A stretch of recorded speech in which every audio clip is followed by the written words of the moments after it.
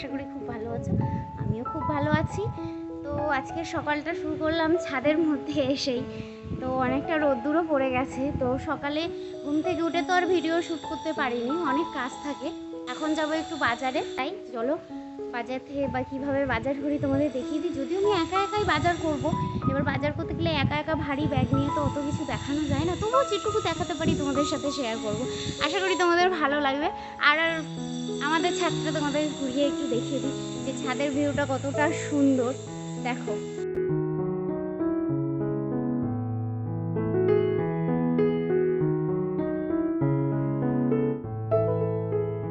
দেখো আমাদের সামনে মোটামুটি দুটো পুকুর আছে। এই সামনের পুকুরটা তো ভীষণই বড়। এই পুকুরের মধ্যেই আমাদের হয় কালী পুজো। তো এই জলের উপর দিয়ে এত ভালো লাগে। তোমাদের সামনে কালী পুজো, তখন আমি ঠিক শেয়ার করে দেবো তোমাদের, যখন যদি জলের উপর এবছর প্যান্ডেল হয়। অনেক সময় আমাদের ওই দূরের মাঠেও প্যান্ডেল হয়। ওই যে দূরের মাঠ দেখা যাচ্ছে, ওই যে দূরের মাঠটা দেখা যাচ্ছে, ওই দূরের মাঠে দেখো একটা ফুটবল খেলার রেলিংও করা আছে। তো ওখানেই সাধারণত অনেক সময় পুজো হয়, কিন্তু তাও এদিকেও হয় আর জলের মধ্যেও হয় আর কি। তো যদি জলের মধ্যে হয়, যেরকমই হোক তোমাদের সাথে অবশ্যই শেয়ার করব। আমাদের কত ফুল গাছ এমনি লাগানো আছে। আমি সাধারণত যত্ন নিই না, কারণ আমার সময় হয়ে ওঠে না, আমি অত ছাদে আসিও না। তো একটু ভিডিও করার জন্যই এই ছাদে আসা। এগুলো মেজমা ছোটো মা এরাই লাগিয়েছে।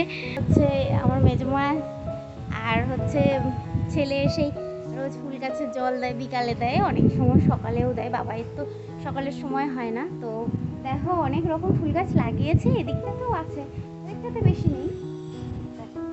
তো চলো বাজার থেকে ঘুরে আসি। আর কি বলবো, চলো চলো চলো বলতে বলতে অনেকবারই বলে ফেলেছি যে চলো বাজারে যাই। বাজারে যাই, আমি একাই বাজার করব। তো দেখো কীভাবে বাজার করি। আমি সাধারণত রান্নাবান্না করি না, সকালবেলা ওই টিফিনটা রুটি তরকারি, আলুর তরকারি এইসব করেই বেরিয়ে আসি, কারণ ছেলের স্কুল থাকে, আমার দোকান থাকে। দেখেছো তোমরা আগের ভিডিওতেই যে আমি হচ্ছে দোকানে যাই। তো মাই বাকিটা করে নেয় সবটা, মানে ভাত তরকারি এগুলো সব মাই করে নেয়। মা বলতে আমার আর এক মা, শাশুড়ি মা। তো বেরিয়ে পড়লাম একটুখানি বাজারের উদ্দেশ্যে। বাজারে যাব, মুখে রোদ পড়তে মুখটা বেঁচকে গেল।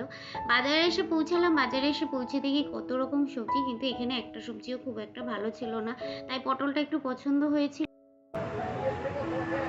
কুড়ি কাটো, আর কিছু নেই, নেবো না তো, আছে তো।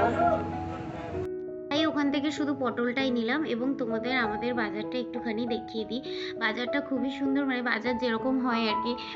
এই যে আমাদের বাজার দেখো, মানে অনেকটা দূর। আমি বাজারের সামনে থেকেই যদিও একটা দোকান থেকে বাজার করছিলাম, তো ভিতরে অনেক দোকান আছে, বাজার আছে। আর ভাবলাম একটু আমও নিয়ে নিই। তো সেখান থেকে এই কাকুটার কাছ থেকে বেশি না 1 কেজি মতো আম নিয়েছিলাম, কারণ আমের দাম প্রচুর বলছিল। তারপর আমি চলে গেলাম একটু স্যালনে গিয়ে ব্রু প্লাক করলাম এবং ওকে প্রথমেই জিজ্ঞাসা করে নিয়েছিলাম যে তোকে দেখালে কপিরাইট দিবি না তো। অথচ অবশ্য ওর একটা ইউটিউব চ্যানেল আছে, তো ও অনেক কপিরাইট খেয়েছে।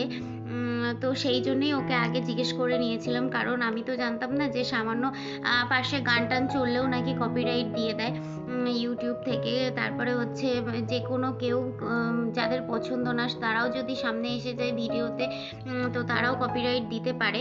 তো সেই জন্যেই ওকে এইসব নিয়েই কথা বলছিলাম। কথা বলতে বলতে আমি ব্রুটা প্লাক করে ফেশিয়াল করার সাধারণত সময় হয় না, তো আমরা বাড়ির যে মহিলারা আছি সাধারণত পার্লারে এই ব্রু প্লাকটাই জাস্ট করতে যাই।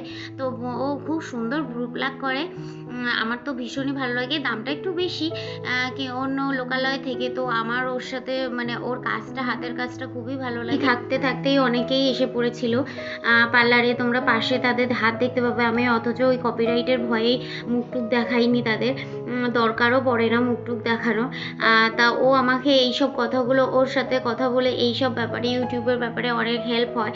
আমরা মানে ব্রু প্লাক করতে করতেই আমি এইসব কথাগুলো ওর থেকে জিজ্ঞাসা করে নিই যে কী করতে হবে কি না করতে হবে, এগুলো বেশ ভালোই লাগে।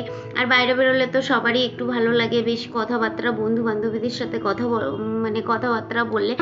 ব্যাগপত্র নিয়ে রওনা দিলাম বাড়ির উদ্দেশ্যে।